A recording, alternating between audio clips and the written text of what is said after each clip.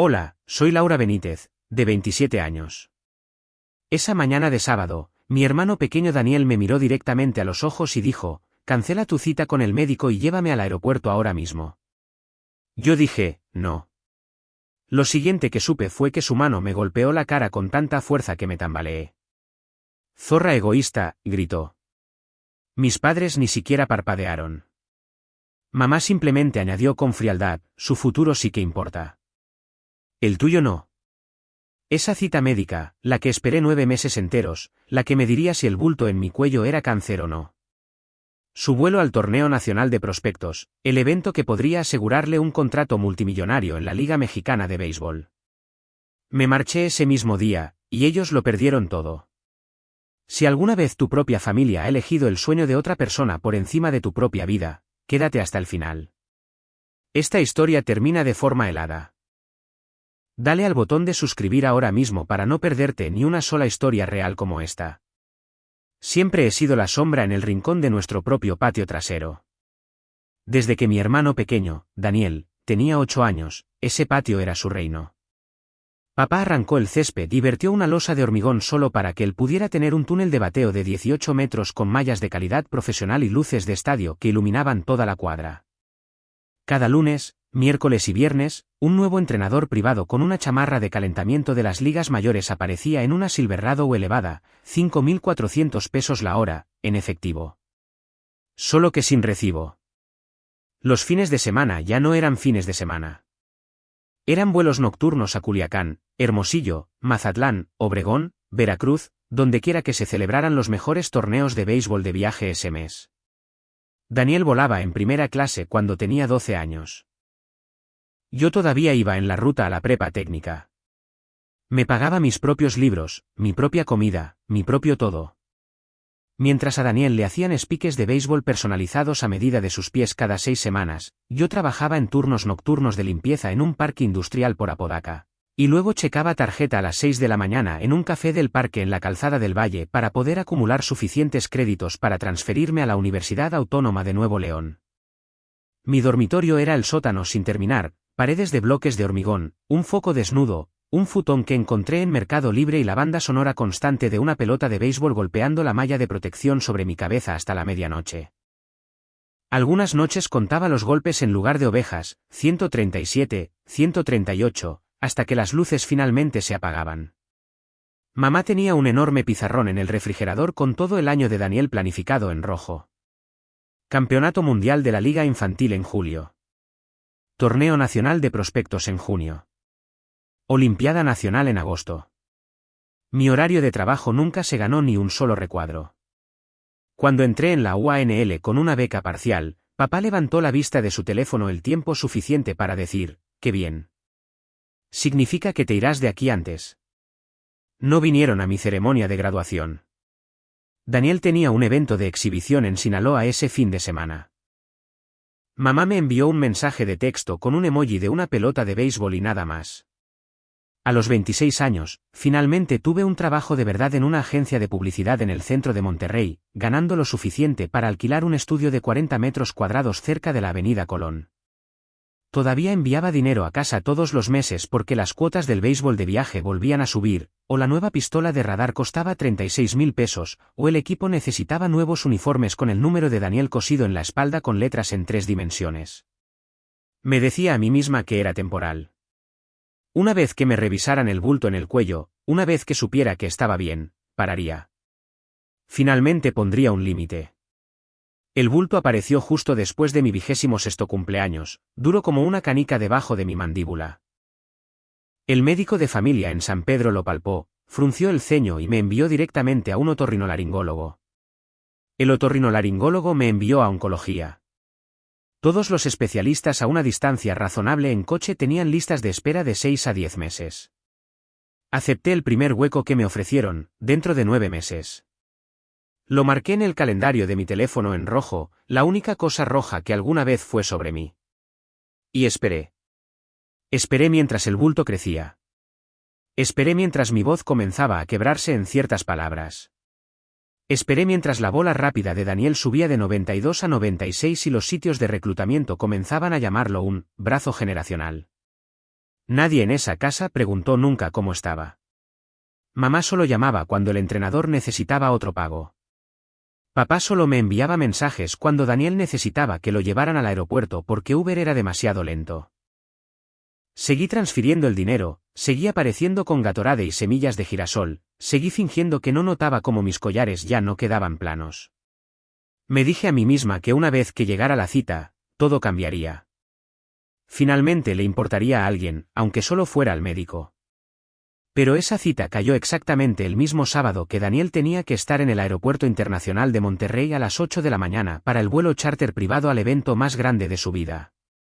Y por primera vez en 27 años, me di cuenta de que estaba harta de ser la sombra. Esa mañana de sábado, Daniel bajó las escaleras a toda prisa como si toda la casa fuera su club privado. Llevaba puesta su sudadera de viaje del torneo nacional, la que tenía su número cosido en grande en la espalda, con la maleta de lona balanceándose y los AirPods a todo volumen con cualquier lista de reproducción motivadora con la que estuviera obsesionado esa semana. Ni siquiera me miró, simplemente ladró hacia la cocina. Laura, las llaves. Nos vamos en 25.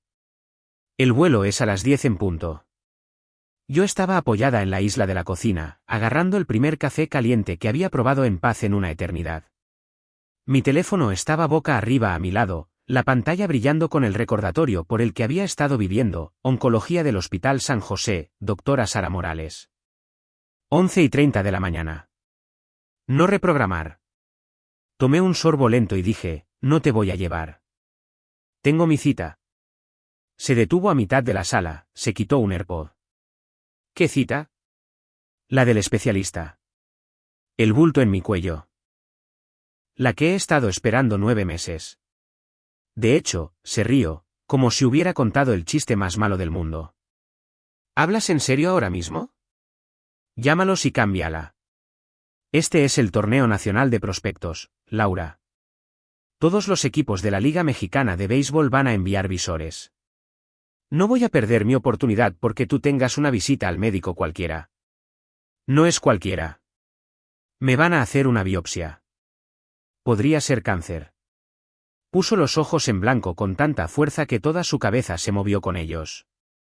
Dios, eres tan dramática.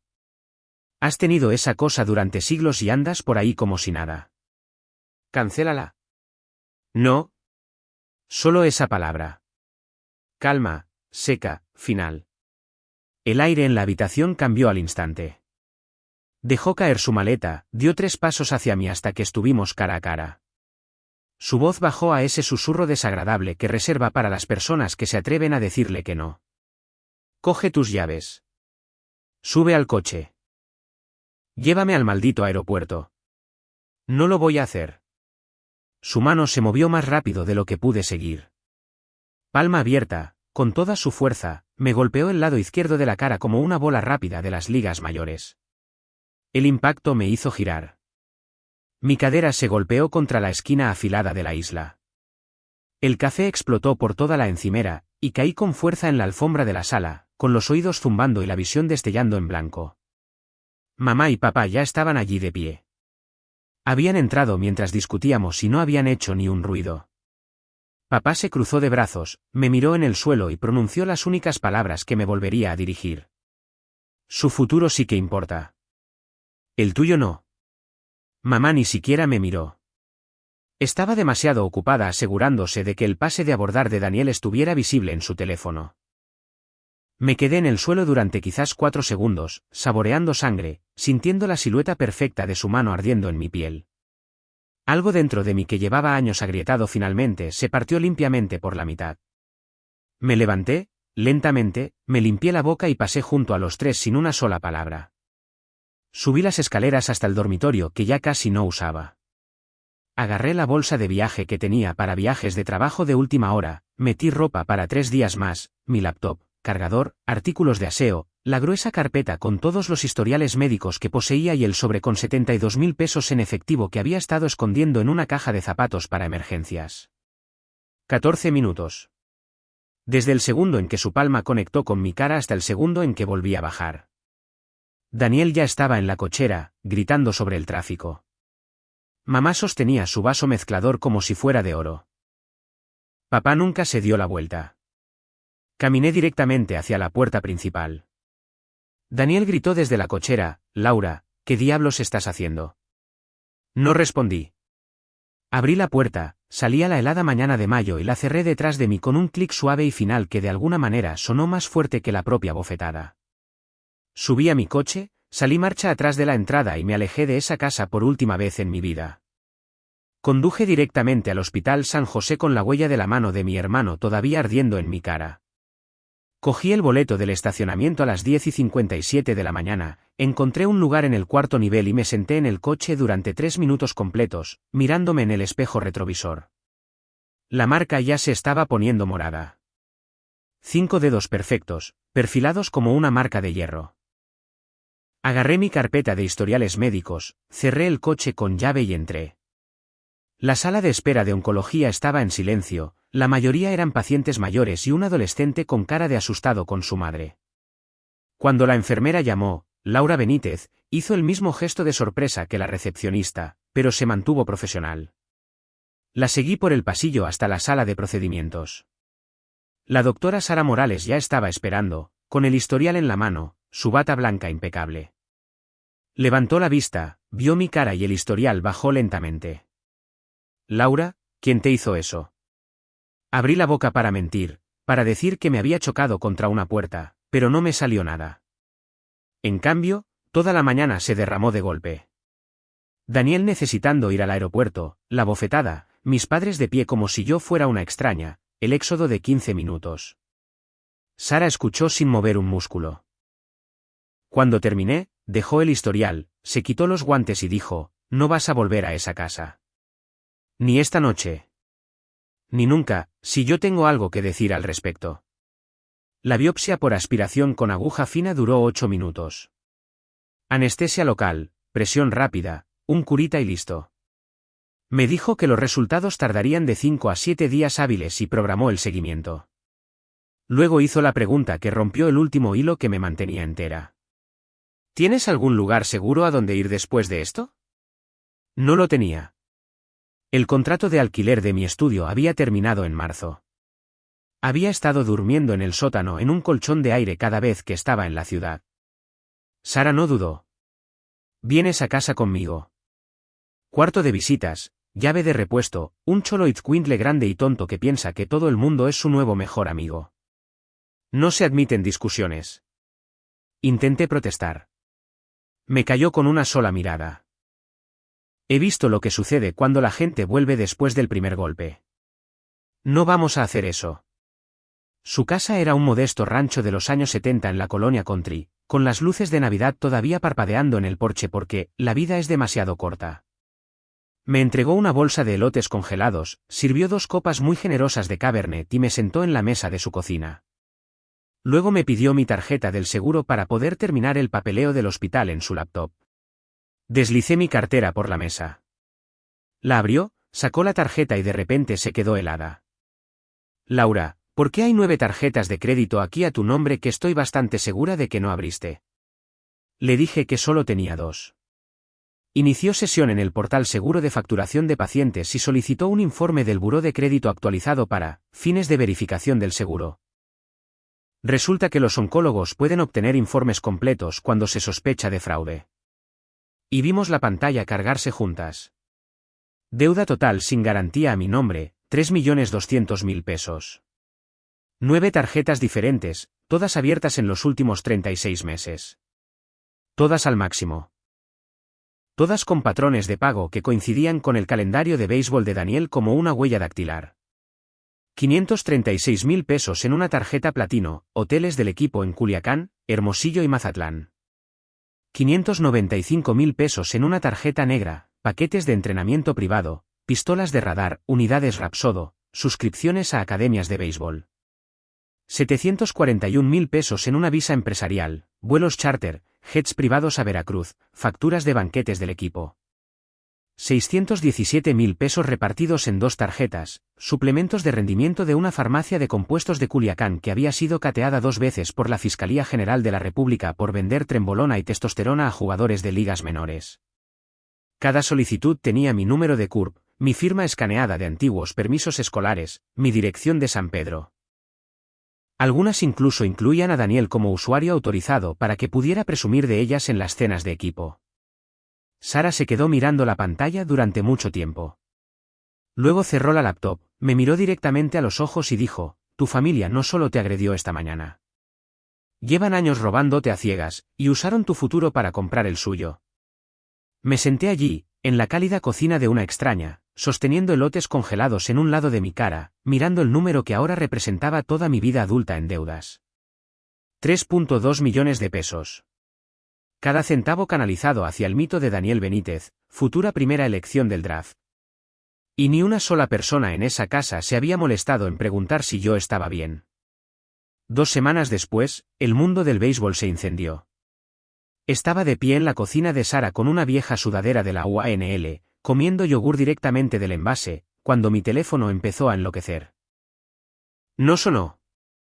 Vibró por todo el granito como si intentara escapar. Lo cogí y la pantalla ya era una zona de guerra. Primero llegaron las capturas de pantalla de chats de grupo de padres con los que no había hablado desde la prepa. Luego los espacios de X, luego los mensajes directos de cuentas que ni siquiera seguía.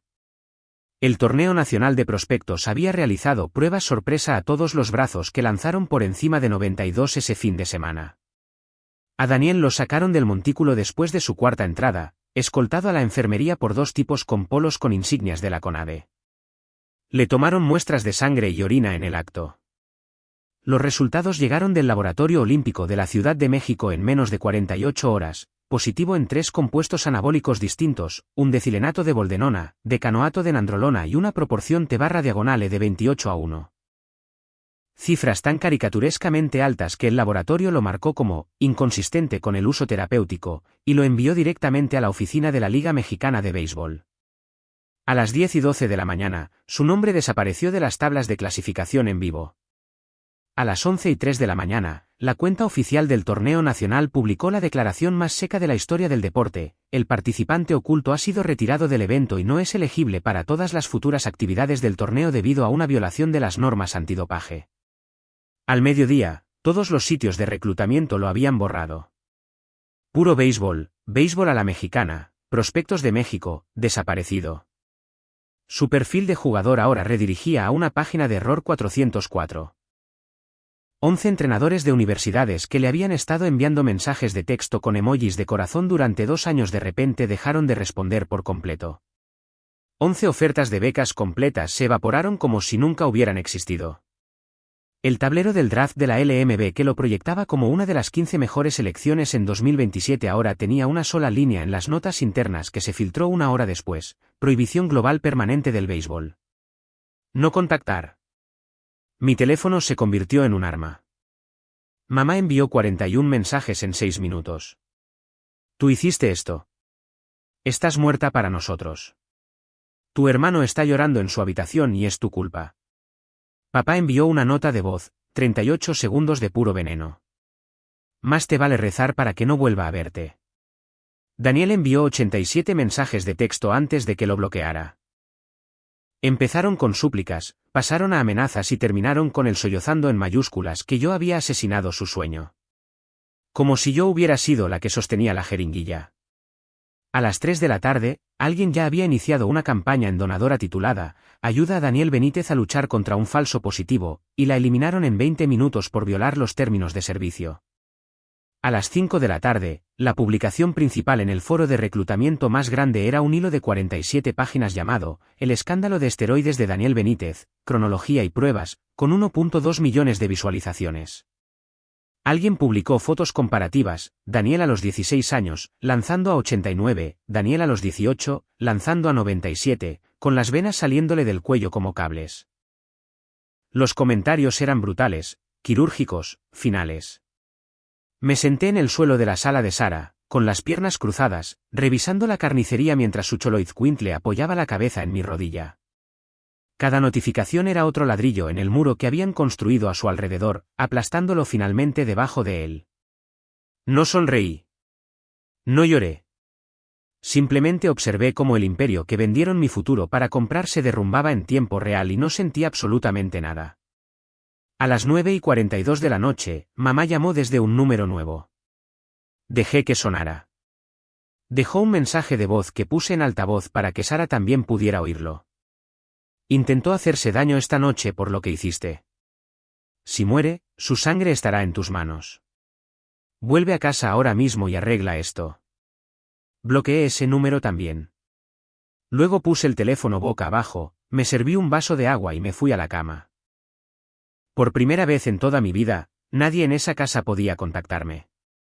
Y el futuro perfecto y dorado de Daniel ya estaba a 2 metros bajo tierra. Les di 30 días más de silencio total. No los bloqueé por dramatismo, los borré. Teléfono nuevo, número nuevo, correo electrónico nuevo, todo nuevo. Sara cambió la contraseña de la cámara de su timbre esa misma semana, después de que mamá intentara aparecer a las 2 de la madrugada llorando en el porche. Solo grabación de seguridad, sin conversación. En la mañana del 31º día, entré en la oficina del piso 17 de Mateo Campos en el centro de Monterrey, el mismo Mateo al que una vez le pagué con cerveza y pizza para que escribiera su tesis de fin de carrera. Ahora llevaba un traje de 54.000 pesos y tenía, consejero jurídico, delitos financieros, en su puerta. Dejé una carpeta de 5 centímetros de grosor delante de él y dije, los quiero en una prisión federal. La abrió. Página 1, fotocopia de mi credencial del INE junto a 9 solicitudes de tarjetas de crédito falsificadas. Página 2, los cargos de 741.000 pesos por combustible de jet privado. Página 50, los recibos de la farmacia de compuestos por 4 ciclos de testosterona y nandrolona, dirigidos a De Benítez, San Pedro, Nuevo León. Página 400, estados de cuenta bancarios que mostraban cada pago proveniente de la cuenta de la empresa de Ricardo o de la tarjeta de débito personal de mamá. Mateo no se inmutó ni una vez. Cuando cerró la carpeta, simplemente dijo, 10 años como mínimo para el autor intelectual. Ese es tu padre. Presentó todo el mismo día. No en un tribunal estatal. Federal. Servicio de Administración Tributaria, evasión de impuestos sobre los gastos del negocio del béisbol. Fiscalía General de la República, delitos financieros, fraude electrónico, robo de identidad. Fiscalía especializada en delincuencia organizada, paquete completo de enjuiciamiento. 10 días después, estaba almorzando con Sara cuando mi nuevo teléfono se iluminó con una alerta de noticias. La abrí y casi se me cae el tenedor. Foto, Ricardo Benítez, con la cara presionada contra el capó polvoriento de su propia F-250 en medio de una urbanización a medio construir en Santiago. 2 agentes de la Fiscalía General de la República con chalecos azul marino retorciéndole los brazos a la espalda mientras su equipo de trabajo permanecía congelado con varillas en las manos. Titular, contratista de San Pedro arrestado por robo de identidad de 3.2 millones de pesos contra su propia hija. Mamá fue arrestada 24 horas después en el estacionamiento de Leven Gómez Morín, todavía sosteniendo 2 botes de la proteína de suero de vainilla favorita de Daniel cuando los agentes le pusieron las esposas. A Daniel le notificaron 3 días después. Los alguaciles federales lo encontraron intentando hacer lanzamientos en un parque público en Cumbres porque todas las instalaciones privadas del Estado le habían prohibido la entrada de por vida. Le quitaron el teléfono, su MacBook, su Silverado o elevada, todo. La acusación formal se presentó el lunes siguiente. Ricardo, 12 cargos de delito grave. Cecilia, 8 cargos, incluyendo asociación delictuosa. Daniel, 4 cargos como coconspirador y beneficiario. Sin fianza para Ricardo, considerado riesgo de fuga con el jet de la empresa todavía a su nombre. Directo al cefereso de Apodaca con un uniforme naranja y esposas de traslado. Mamá pagó la fianza pero entregó su pasaporte y le pusieron el brillante brazalete en el tobillo. Daniel fue confinado en la casa de San Pedro bajo supervisión previa al juicio, la misma casa ahora invadida por equipos de noticias 24 horas al día, 7 días a la semana. Mateo me envió las fotos de ficha policial. La cara de Ricardo estaba gris, los ojos vacíos. Mamá parecía 20 años mayor.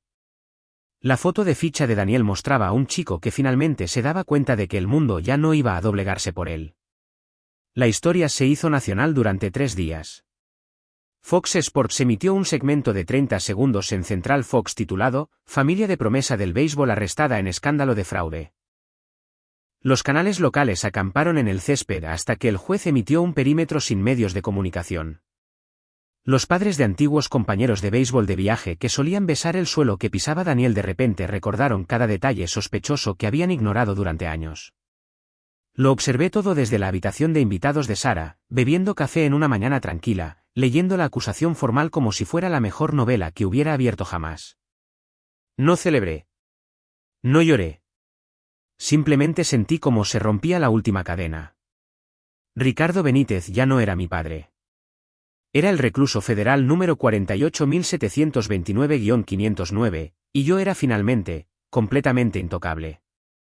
14 meses después, ocupé el último asiento en la última fila de la sala 402, en el Palacio de Justicia Federal en Monterrey. Llevaba un sencillo saco negro, el pelo recogido, sin maquillaje. Quería ser invisible. Era la única persona en la galería que no era de la prensa o de la familia. A Ricardo lo trajeron primero. Uniforme naranja, esposas de traslado, el pelo encanecido en las sienes. Había perdido 20 kilos y toda su arrogancia. Cuando escaneó la sala en busca de caras conocidas, sus ojos pasaron de largo por mí como si fuera una extraña. ¿Bien?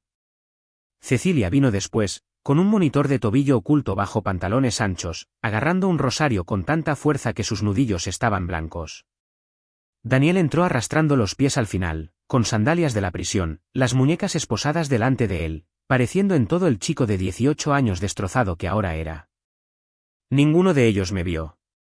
La jueza entró. Todos se pusieron de pie. El fiscal expuso el acuerdo de culpabilidad final con una voz monótona y aburrida. Ricardo Benítez, declaración de culpabilidad por 3 cargos de robo de identidad agravado, 2 cargos de fraude electrónico, 1 cargo de evasión de impuestos. Sentencia recomendada, 96 meses de encarcelamiento federal. Sin libertad condicional. Libertad supervisada, 3 años. Cecilia Benítez, culpable de asociación delictuosa y encubrimiento. 60 meses de libertad condicional, los primeros 18 meses de confinamiento domiciliario. Restitución total, solidaria y mancomunada. Daniel Benítez, sentencia suspendida. Programa de readaptación, 2 años de libertad condicional, prohibición permanente del béisbol organizado a cualquier nivel. La jueza le preguntó a Ricardo si tenía algo que decir. Se puso de pie, con la voz temblorosa, y ofreció la actuación de su vida. Estoy avergonzado. Tomé decisiones terribles. Intentando darle una oportunidad a mi hijo. Nunca quise hacerle daño a mi hija. Incluso logró soltar una lágrima. La jueza no se conmovió. Cuando pronunció la sentencia 96 meses, a cumplir en el Cefereso de Apodaca, fecha de presentación en 30 días, las rodillas de Ricardo flaquearon. 2 alguaciles lo sujetaron antes de que cayera al suelo. Cecilia dejó escapar un sonido animal, mitad sollozo, mitad grito. Daniel simplemente miraba al frente, con los ojos vacíos. La restitución se ordenó de forma conjunta, 3.200.000 pesos más intereses, pagaderos de inmediato. El fiscal solicitó entonces, y la jueza concedió, el decomiso de la casa de San Pedro para satisfacer parte de la deuda. La casa de 5 recámaras, la jaula de bateo en la parte de atrás, la sala de trofeos, todo se había ido. Subasta programada, 41 días. Vi cómo los alguaciles se llevaban a Ricardo. Tenía los hombros encorvados como un anciano. Cecilia intentó alcanzar a Daniel, pero él se apartó de su contacto. Por un breve segundo, los ojos de mamá recorrieron la galería, buscando. Se posaron en mí. No me moví. No asentí. No parpadeé. Se dio cuenta de quién era yo, y su rostro se descompuso por completo. Simplemente la miré como si fuera de cristal. La jueza golpeó el mazo. Caso cerrado. La gente empezó a salir. Me quedé en mi asiento hasta que la sala estuvo vacía, excepto por el taquígrafo judicial que estaba recogiendo sus cosas. Cuando el último periodista se fue, finalmente solté el aliento que había estado conteniendo durante más de 2 años. No hubo una oleada de victoria, ni lágrimas, ni deseo de correr y gritarles en la cara. Solo un vasto y helado vacío donde solía estar mi familia. Como estar en la jaula de bateo del patio trasero después de que las luces finalmente se apagaran para siempre. Frío, silencioso, terminado. Salí del tribunal a una brillante tarde regiomontana. El cerro de la silla se veía exactamente igual que siempre, pero todo lo demás era diferente ahora. Un año después de ese día, finalmente estaba completa. La biopsia resultó benigna. Sara me quitó el bulto en una cirugía ambulatoria de 40 minutos, dejándome con una fina cicatriz que recorre como una línea silenciosa debajo de mi mandíbula. Guardo el informe de patología en un marco en mi nuevo escritorio, nódulo tiroideo benigno. Sin evidencia de malignidad. Algunos días lo toco solo para sentir que las palabras son reales. Con los cheques de restitución y mis propios ahorros, compré un pequeño bungalow de los años 40 en la zona de la UANL, a 10 minutos de los senderos, revestimiento verde oscuro, un porche envolvente, un patio trasero lo suficientemente grande para un perro y un jardín, y absolutamente ninguna jaula de bateo. Firmé un martes de septiembre, recibí las llaves y dormí en el suelo esa primera noche porque el camión de la mudanza llegaba tarde. Fue el mejor sueño de mi vida. Llegó octubre, dorado y fresco. Un sábado por la tarde, conduje hacia el sur por la carretera nacional sin otra razón que la luz era perfecta, y quería un café del antiguo local en el centro de Santiago. Tomé las carreteras secundarias a través de San Pedro sin pensar, y allí estaba, la casa en la calle de los Fresnos. Un letrero rojo brillante de «vendida», clavado en el jardín delantero, un camión de mudanza aparcado marcha atrás en la entrada, una pareja joven cargando cajas, riendo, su hija pequeña persiguiendo burbujas por lo que solía ser el montículo de práctica de Daniel. La jaula de bateo había desaparecido. Las luces del estadio habían desaparecido. Las estanterías de trofeos habían desaparecido. Reduje la velocidad del coche a quizás 15 kilómetros por hora. La mujer levantó la vista, sonrió y saludó como lo hace la gente en Nuevo León. Levanté una mano del volante en respuesta. En el espejo retrovisor, vi a la niña correr directamente por el lugar donde una vez estuve, contando bolas rápidas en la oscuridad. Mantuve la imagen durante exactamente un segundo. Luego pisé el acelerador y me reincorporé a la carretera. Mis manos no temblaron en el volante. Ni siquiera un temblor. Lo perdieron todo. La casa, la reputación, el niño de oro, el uno al otro. Yo gané una vida que es finalmente, completamente, 100% mía. Y mientras las montañas se alzaban delante de mí y el antiguo barrio desaparecía detrás, sonreí por primera vez en años sin comprobar si alguien podría estar mirando. Nunca volví.